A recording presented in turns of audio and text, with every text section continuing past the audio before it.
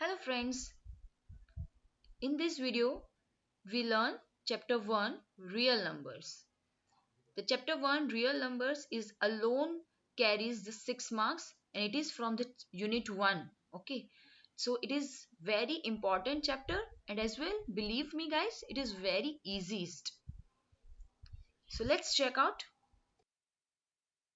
In this video series we are going to learn the three main topics from this chapter. First, Euclid division lemma, Euclid division algorithm, and rational numbers. What are the rational numbers? Okay, so let's check out in a detail. We call the real numbers. What are the real numbers? The real numbers are categorized in main two branches. First, irrational numbers and a rational numbers. As you can see here, rational numbers and irrational numbers. Irrational numbers, that means it can't be expressed as a form of x equals to p by q, where p and q are the integers and q is not equals to 0. It is very important guys, q is not equals to 0, because if we don't state that q is not equals to 0, that means if q is equals to 0, the thing is the value of x is undefined. So we have to state that q is not equals to 0. Okay, then decimal representation is non-repeating and non-recurring for irrational numbers. What are they? We check out the in details in another slide. First, another branch is rational numbers. What is the rational numbers? As you know all, it is can be represented as x equals to p by q, where p and q again are integers and q is not equals to 0. And the decimal representation of a rational number is a either terminating or non-terminating but recurring. Okay, non-terminating but recurring. Okay, in this chapter rational numbers are categorized in a main 5 topics. First, terminating decimal expansions. Second, non-terminating decimal expansions of a rational numbers only. And third, it's very important, Euclid division lemma. Fourth, it is based on Euclid division lemma, that is Euclid division algorithm. Fifth, fundamental theorem of arithmetic. Let's check out all the topics and details. First is a terminating. What are the terminating decimal expansions of a rational numbers? This is the rational numbers, but the decimal expansions are terminate. That means what? X equals to, if any number x equals to p by q and q is not equals to 0, q denominator is in the form of must be 2 raised to m and 5 raised to n. What are the m and n? So where m and n are non-negative integer, it must be positive integers only, and then it's a terminating decimal expansion. For example, let me take 3 divided by and it 2 square into 5. So we can see here the denominator contains 2 and the product of 2 and 5 as well. Here the 2 raised to m, that is 2 square, and 5 raised to n, that is 5 raised to 1. So that's why the decimal expansion of a rational number is terminating. You can see that point 15. Okay, let's check out for another. Non-terminating. What are the non-terminating rational numbers? So the rational numbers are those on which we can write x equals to p by q, where q is not equals to 0. Q is not in the form of 2 raised to m and 5 raised to n, where again m and n are positive non-negative integers, or we can say that positive integers, and then only it is a non-terminating decimal expansion. The number is a non-terminating decimal expansion. That means what? If denominator doesn't contain any 2 or 5 as a product or as a number. This we can see here, for example 10 by 3.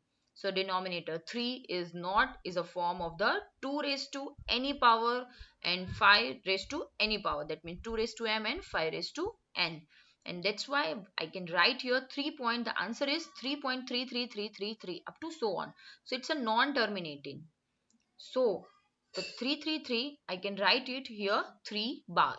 Okay, so the answer is 3.3 bar. This is the non-terminating rational number.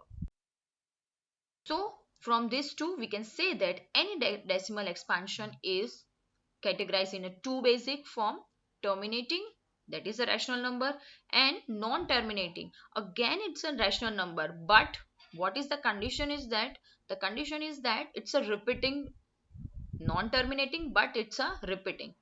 Then it's a rational number. If the number is a non-terminating and non-recurring, non-repeating, that means it's a irrational number. So I believe that you guys very much clear about the terminating rational numbers and non-terminating, repeating and non-repeating irrational numbers. Then most important topic, Euclid's division lemma. What is the lemma? I think the lemma is a new word for you. So lemma is nothing but the proven statement used for proving the another statement. And what it states that a Euclid's division lemma states that for any two positive integers a and b that exist, integers q and r, such that a is equals to bq plus r, where 0 is less than or equals to r is less than b. For example, if I take any two positive integers, because the theorem is states that for any two positive integers only. So we take any two positive integers. Let's say a is equals to 15 and b is equals to 3. It is observed that when we divide 15 by 3, we have 15 is equals to 3 into 5 plus remainder is 0. When we divide 15 by 3, so we all know that 3 5 is 15, that means 5 is a quotient and nothing is remain, that means remainder is should be 0. So in other words, we can write it as 15 is equals to 3 into 5 plus 0. Let's check out another example. Then can you only more clear about the Euclid division lemma. Example, if I divide 255 by 135 once only, then we can have a quotient as a 1 and remainder as a 120, as you can see here. In other words, what we can write it, so we can write it as a is equals to b into q plus r. In that form, we can write a, the dividend 255, b, the divisor 135, and what we have quotient here, q is equals to 1 plus remainder is 120. So therefore we can say that a and b, as you see here in both the examples, a and b are the positive integers and the remainder 120 or 0 is always less than b, a divisor. So therefore we can state that simply the Euclid division lemma is a is equals to b into q plus r, where 0 is less than or equals to r is less than b. Euclid division algorithm. One more topic, it's based on the Euclid division lemma. What is that? Euclid division algorithm. Algorithm, as you know, that it is a well-defined steps to prove another type of a problem. So Euclid division algorithm is, it states that to obtain the HCF of two positive integers, say a and b, where obviously a is greater than b, follow the steps. What is the step 1? So apply Euclid division lemma to c and d. So we find the whole numbers q and r such that a is equals to bq plus r, with 0 is less than or equals to r is less than b. Step 2, if r equals to 0, that means what we done in step 1, if we divide some integer with another integer, positive integers, then we get some quotient and r.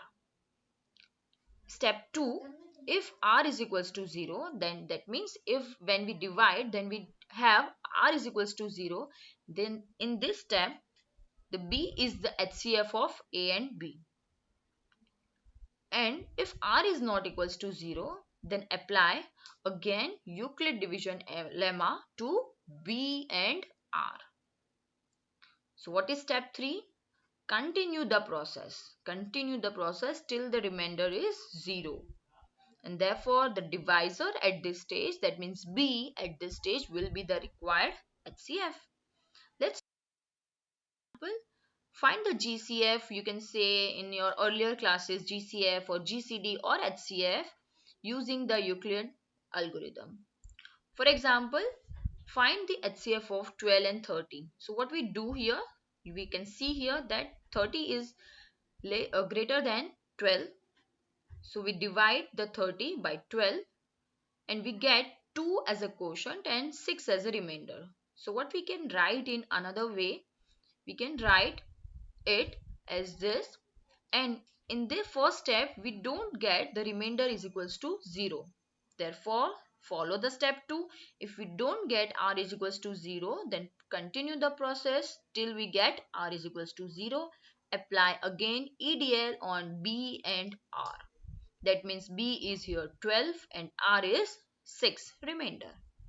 So in second step only we get the remainder 0. So bingo, the B is your HCF. Let's check out the another example. Find the HCF of 123 and 36. In the same way, we divide 123 by 36 and we get 3 as a quotient and 15 as a remainder.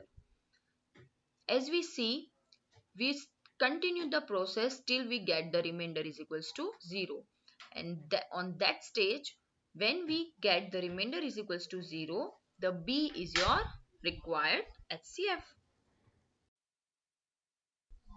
Last part, the fundamental theorem of arithmetic. What is the fundamental theorem of arithmetic? It states that every composite number can be expressed as or factorized as product of the prime factors apart from the order in which they can occur. For example, what I said, that is the primes, the product of the primes only, not the composite numbers. For example, 48 is equals to 2 into 2 into 2 into 2 into 3, and 420 is equals to 2 into 2 into 3 into 5 into 7. So in both this example you can see that we are not going to try any composite number. We just factorize each number as a product of the primes only. In another example also you can see that 36 can be factorized as 6 6 are, but again 6 is a composite number, so we have to factorize in a prime numbers only. That means 36 is equals to 2 into 2 into 3 into 3 only. The prime factorization must be done here. The theorem of arithmetic is basically done by the two methods, factor tree method and a prime factorization. What is the prime factor tree method? As you can see here, we factorize them in a prime factors only. And prime factorization method, second method, we done as in our earlier classes.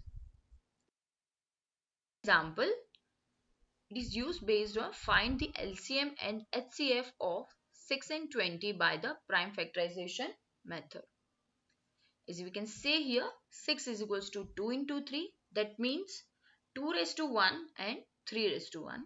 And 20 is nothing but the 2 into 2. That means 2 square into 5 raised to 1. So what is the HCF? Yes, it's a 2.